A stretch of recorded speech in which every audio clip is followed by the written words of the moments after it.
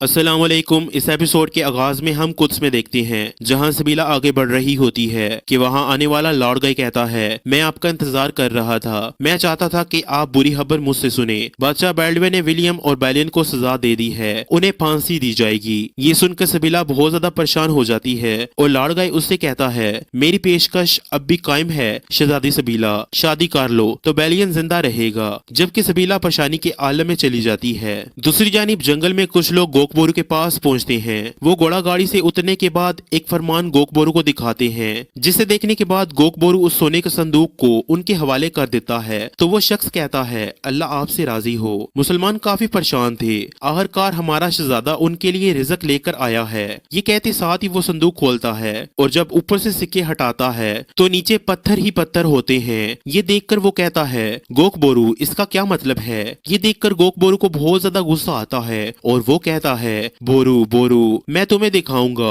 कि मजलूम के हक पर डाका डालने का क्या मतलब है। दूसरी जानी बोरू के साथ ही सोने का संदूक लेकर बोरू के पास आते हैं। सोना देखते हुए बोरू उस लम्हे को याद करता है जब दूसरे संदूक को देखते हुए उसने अपने साथियों से कहा था, आप वापस आएंगे और असली संदूक को इस संदूक के साथ बदल देंगे।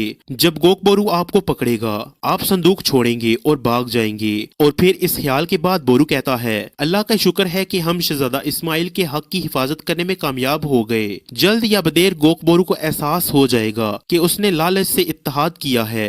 दूसरी जानिब कुद्स में मारिया बाल्डविन से कहती है, विलियम और बैलियन को सजाए मौत सुनाने का शुक्रिया। हर कोई समझ जाएगा कि जो भी जुर्म करेगा वो सजा के बगैर नहीं रहेगा। इसी लम्हे सबीला वहाँ पे आती है और चिल्लाते हुए कहती है, क्या मैंने सुना वो सच है? क्या बैलियन और विलियम को फांसी दी जाएगी? तो मारिया कहती है, शहजादी मैंने आपको पहले भी खबरदार किया था आपके सामने। तो सबीला गुस्से से कहती है, क्या ये सच है? क्या उन्हें फांसी दी जाएगी? तो बाल्डविन कहता है, हाँ उन्हें फांसी दी जाएगी। ये सुनकर मारिया कहती है, आपने बादशाह का फैसला सुन लिया है शहजादी। तो सबीला उसे दबोचते हुए कहती है, ये बादशाह का फैसला नहीं है बल्कि तुम शैतान का फैसला है। तुम बड़ी शैतान हो, मैं तुम्हें मार डालूंगी। सिपाही सबीला को पकड़कर पीछे कर लेते हैं और फिर सबीला मजीद कहती है, जब से तुम इस महल में आई हो बदनसीबी नहीं रुकी। तो बाल्डविन कहता है, बस बहुत हो गया, आपको अब इसे कबूल करना होगा। मैं बादशाह चहारम बाल्डविन हूँ। अगर आपने दोबारा इस बेअदबी को दोहराया तो सबीला कहती है, तो तुम क्या करोगे?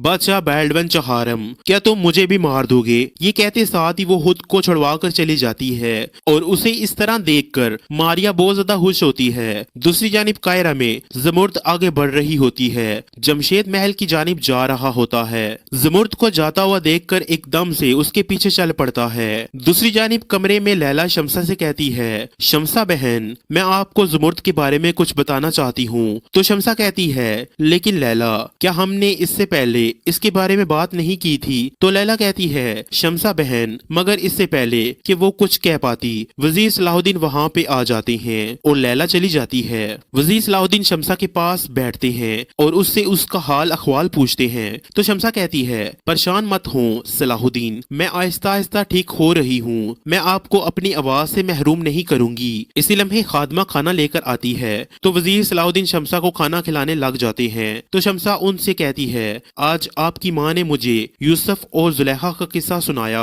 मैंने उसे इंजील में भी पढ़ा था लेकिन मैंने पहले इसे इस तरह महसूस नहीं किया।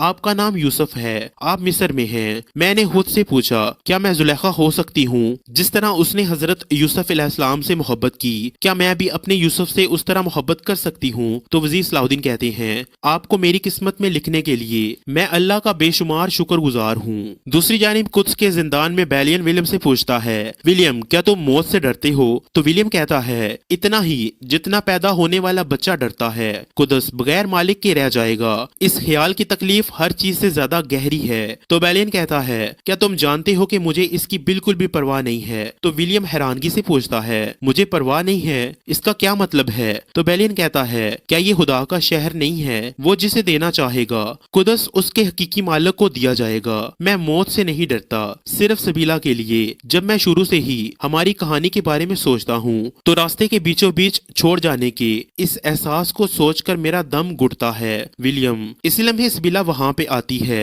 और बैलियन से कहती है, तमाम दरवाजे बंद है, मैं नहीं जानती कि क्या करूँ, मैं बहुत बेबस हूँ। सबसे पहले मेरा भाई और अब तो। बैलियन उससे कहता है, خود کو مت تھکاؤ، الفاظوں کی اب کوئی قیمت نہیں رہی۔ مجھے یہ قبول کرنے میں کافی وقت لگا، لیکن یہ زندگی مایوسی سے بری ہوئی ہے۔ میرا سب سے بڑا خوف اپنے اصولوں سے غداری کرنے والے ایک شخص کے طور پر مرنے کا تھا۔ میں اپنے صاف ضمیر اور اٹھے ہوئے سر کے ساتھ خدا سے ملوں گا۔ خود کو پریشان نہ کرو، مضبوط رہنے کی کوشش کرو، کم سے کم اپنے پیٹ میں پلنے والے بچے کے لیے۔ دوسری جانب قاہرہ میں زمرد آگے آگے جبکہ جمشید اس کے پیچھے پیچھے ہوتا ہے۔ دیکھتے ہی دیکھتے زمرد ایک گھر میں داخل ہو جاتی ہے۔ زمرد کے پیچھے پیچھے ایک اور شخص بھی اس گھر میں داخل ہوتا ہے۔ یہ دیکھ کر جمشید اس گھر کے پاس آتا ہے اور کھڑکی میں سے ان کی باتیں سننا شروع کر دیتا ہے۔ اندر زمرد ایک سونے کی تھیلی اس شخص کو دیتی ہے تو وہ شخص اس سے کہتا ہے تاکہ آواز پر زیادہ دباؤ نہ پڑے، تمہیں یہ دوا وقفے وقفے سے تھوڑی تھوڑی مقدار میں استعمال کرنی ہوگی ورنہ ہمارا کام ادھورا رہ جائے گا اور تم پکڑی جاؤ گی۔ یہ سن کر جمشید بہت زیادہ پریشان ہو جاتا ہے اور پھر وہ شخص مزید کہتا ہے یہ بھی لے لو، ضرورت پڑنے پر تمہاری جان بچانے والا تریاکی زہر۔ تو زمرد پوچھتی ہے میں اسے کیسے استعمال کروں گی؟ تو وہ شخص کہتا ہے میں تمہیں بتاتا ہوں۔ دوسری جانب قدس میں سبیلا لاڑ گائے کے پاس آتی ہے اور کہتی ہے مجھے قبول ہے لاڑ گائے، میں تم سے شادی کروں گی۔ یہ سن کر لاڑ گائے بہت زیادہ خوش ہوتا ہے اور کہتا ہے میں جانتا تھا۔ تو سبیلا کہتی ہے تم بیلین اور ولیم کو زندان سے باہر نکالو گے۔ یہ سن کر لاڑ گائے کہتا ہے بالکل جیسا کہ میں نے وعدہ کیا تھا۔ اور پھر سبیلا مزید کہتی ہے لیکن تم بیلین سے ہمیشہ کے لیے دور رہو گے۔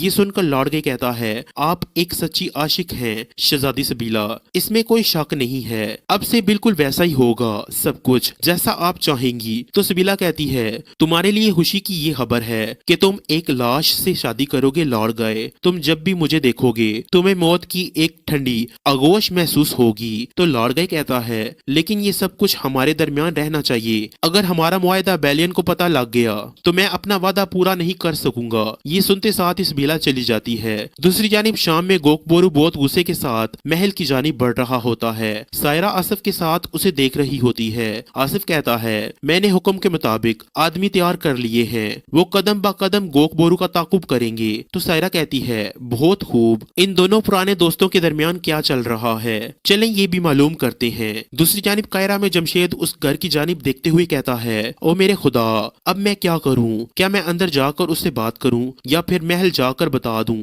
لیکن وہ اس کی جان نہیں بخشیں گے۔ اور پھر وہ شخص اس کمرے سے نکلنے کے بعد آگے بڑھ جاتا ہے۔ اس شخص کے جانے کے بعد جمشید زمرد کے پاس آتا ہے اور کہتا ہے چھوٹی ناگن، میں سب کچھ جانتا ہوں، میں ان تمام چالوں کو جانتا ہوں جو تم کر رہی ہو۔ تو زمرد ڈرتے ہوئے کہتی ہے میں نے کسی کو زہر نہیں دیا۔ تو جمشید کہتا ہے کیا واقعی؟ کیا کونت ملا نے تمہیں بھیجا ہے؟ سچ بتاؤ سچ۔ دیکھو اگر اس سب کے پیچھے کونت ہے تو میں اس سے بات کروں گا، ہم مل کر اس کا حل نکال لیں گے۔ میری بیٹی تم بہت چھوٹی ہو، وہ تمہیں سزا دیں گے، وہ تمہیں زندہ نہیں چھوڑیں گے، مار ڈالیں گے۔ اس لمحے وہ شخص پیچھے سے آتا ہے اور اپنا خنجر جمشید کی پیٹھ میں گھونپ دیتا ہے۔ جمشید زمین پر گر جاتا ہے اور اس کی سانسیں بند ہو جاتی ہیں۔ اور پھر زمرد پریشان ہوتے ہوئے کہتی ہے یہ تم نے کیا کیا؟ تو وہ شخص کہتا ہے میں نے وہی کیا جو وہ تمہارے ساتھ کرتا، اب یہاں سے بھاگو اور جو کام کرنے کا ہے وہ کرو۔ یہ سنتے ساتھ ہی زمرد چلی جاتی ہے۔ دوسری جانب قدس میں لاڑ گائے کمانڈر سے کہتا ہے تیاریاں مکمل کر لو، ہم آج رات بیلین اور ولیم کو زندان سے باہر نکالیں گے۔ یہ سن کر کمانڈر کہتا ہے مجھے لگتا ہے کہ میں نے کچھ غلط سنا ہے جناب۔ تو لاڑ گائے اس سے کہتا ہے تم نے کچھ غلط نہیں سنا، جو میں نے کہا وہ کرو۔ اس کے بعد ہم شام میں دیکھتے ہیں جہاں کانماز گمشتکین سے کہتا ہے گوک بورو کی طرف سے اب تک کوئی خبر نہیں آئی، کیا حالات خراب ہو سکتے ہیں؟ تو گمشتکین کہتا ہے فکر نہ کرو، گوک بورو اپنا شروع کردہ کام کبھی ادھورا نہیں چھوڑتا۔ اسی لمحے وہاں داخل ہونے والا گوک بورو کہتا ہے لیکن اس بار وہ اپنا کام مکمل نہیں کر پایا۔ امیر گمشتگین، میں ایک ایسے جال میں پھنس گیا